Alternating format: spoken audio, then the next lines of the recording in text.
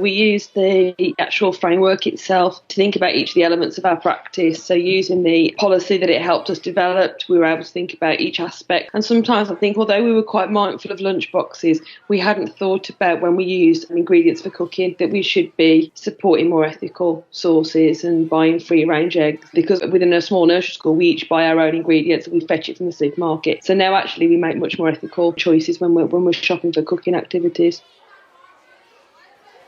It's written in a really parent-friendly manner, and we were able to sort of go through that policy as a model policy and then alter it and tweak it so that it suited the school. But at the same time now we have a really robust policy that we've still got in place. We review it annually, and we've actually, again, we've added to it or we've extended it as we've gone. So it was a really good sort of starting model policy for us.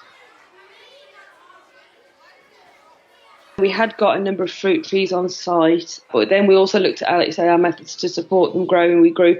It helped us look at what we can grow all year round with the advice, whereas it used to really tend to be a spring, summer activity that we did. We now looked at actually what we can grow all year round. We developed an early years pupil premium project whereby we used some of the pupil premium money to support us with a specialist leader of education, outdoor leader of education, to come in, and the children actually built their another allotment, because we realised that although we had some growing capacity, it wasn't enough when you've got 117 children on site. So we needed another allotment area so that those children could be involved in that. So we now have each one for each of our ages. So we have one for our 2-year-olds and we have one for our 3 and 4-year-olds. So it kind of, again, enabled us to build on the practice we already had and improve it.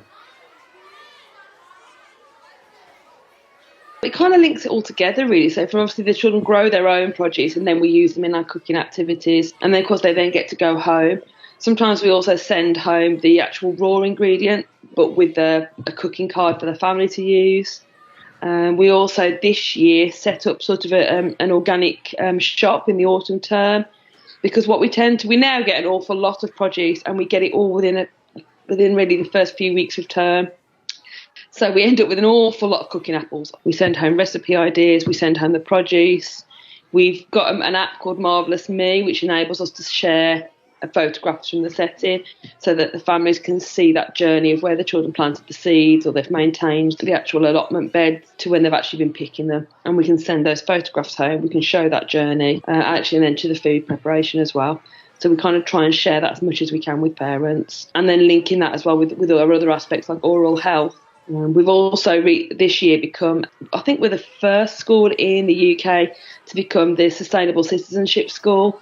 So it's about looking at the environment and our culture, our economy, and Food for Life is a huge part of that. So we've looked at how we can minimise single-use plastics with families as well. So we no longer have drinks bottles in plastics. They're all renewable. So we've kind of taken it on that journey as well.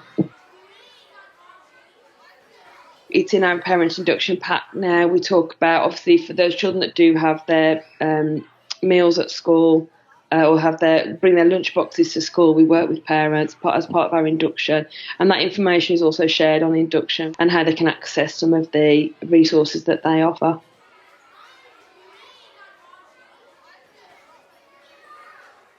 For each of the aspects, really, we involve our parents so that parents understand our approach. So there's some lovely ideas in there on how to involve parents. You do get personalised feedback.